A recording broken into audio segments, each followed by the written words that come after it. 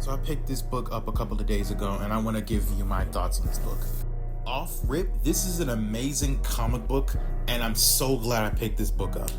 So for those who don't know, this book is called Blood Syndicate, and it's based in the Milestone universe. This is the universe that gave us Static Shock and Rocket. Off rip, I like the way they built up the story to have these people from all kinds of different walks of life and them dealing with the problems of living with the ghetto, and even if they escape the problems, that being their home, the problems may find them. One thing I am glad they did is, for example, with the villain behind me, Holocaust, while his background was semi-traumatic and it's but the man this, but the man that, and this, that, and the other, they still make it evident that, okay, no matter what he says about the man this, the man that, he is still evil, he is still a no-good thug.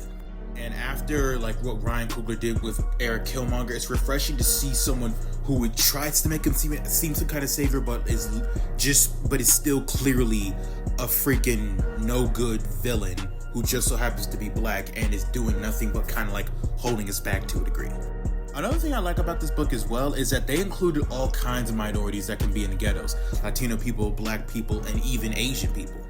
Because have it Hollywood's way, thugs are only Latinos and black people. Another thing I find interesting is how they handle the group as well.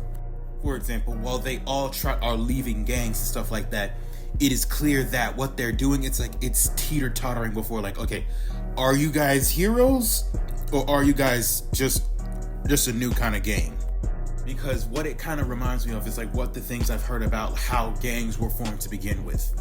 The police didn't take care of the neighborhood or hurt the neighborhood. These group of people come together to defend the neighborhood and provide protection, this, that, and the other. But somewhere down the line, they end up getting corrupted and end up being the problem that's within the neighborhood. And that's what it seems like I think they're going to discuss in this book, because Icon himself, because what happened in the book, it's a kind of a spoiler one, kind of. It's basically, once whatever happens with the bad guy happens, they cut off their home, Paris Island, from the rest of Dakota, and it's this Paris Island belonged to the Blood Syndicate kind of thing.